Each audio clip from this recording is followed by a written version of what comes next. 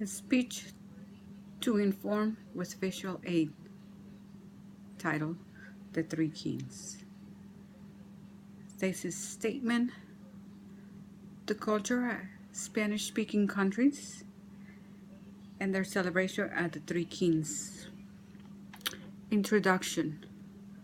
Most people think that Spanish-speaking peoples have parties all the time. Some of that might be true. For the most part, they are happy people that open their houses to strangers when there is a celebration.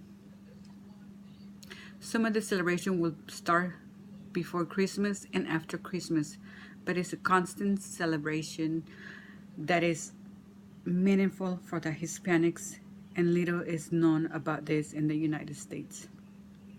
I will talk about the celebration of Dia de los Reyes, also known as the Day of the Three Kings. 12 days after Christmas, we celebrate the Dia de los Reyes, and it is exactly on January 6th. Kids receive presents just like the kings that visited the baby Jesus and brought him gold, frankincense, and myrrh. The kids also receive presents. Who were the three kings? Their names are Balthasar, Gaspar, and Melchior. According to Kathy Schaefer, writer for the National Catholic Register newspaper,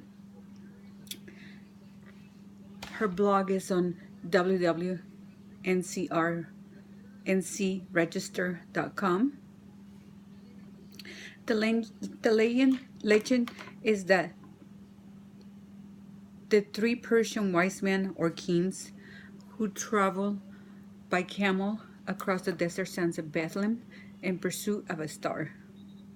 The kings, on their visit to the Christ child, bearing gifts of gold, frankincense, and meats, is celebrated on January 6th. In most of the Spanish-speaking countries, especially in Mexico, kids write a letter requesting a specific gift.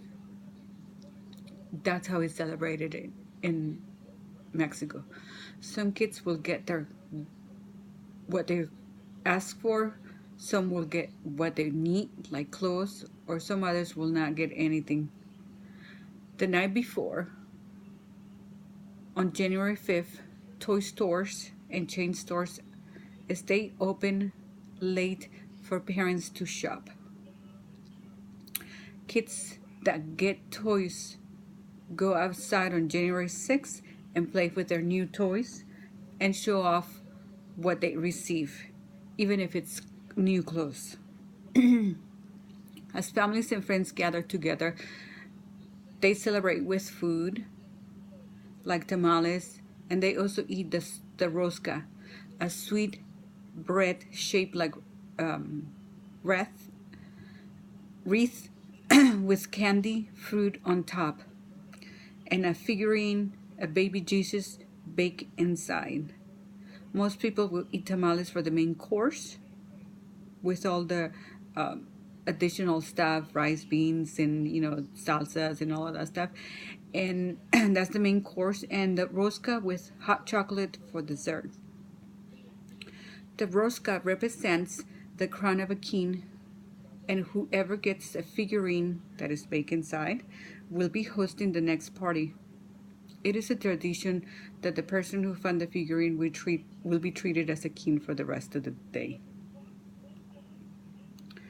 The next party is hosted on February 2nd and is also known as Dia de la Candelaria, or Candleman's Day. People get together again 40 days after baby Jesus was born to celebrate the Christianity of baby Jesus. And it is a celebration again. The party, which is hosted by the person who found the figurine in their rosca. Also on that day, people take their baby Jesus dolls that were used during Christmas celebrations in their nativity setups, and present those dolls to the church. Communities gathered in celebration, and the dolls even have godparents as well. Conclusion: not many people know about these celebrations. Hispanic culture continues celebration of baby Jesus not only 12 days before, but also 40 days after he was born. The Dia de los Reyes, the Three Kings celebration on January 6th, and the celebration continues with Dia de la Candelaria, where baby Jesus was Christianized and is celebrated on February 2nd. And the best way to celebrate is the way Pope Benedict XVI said about the Three Kings.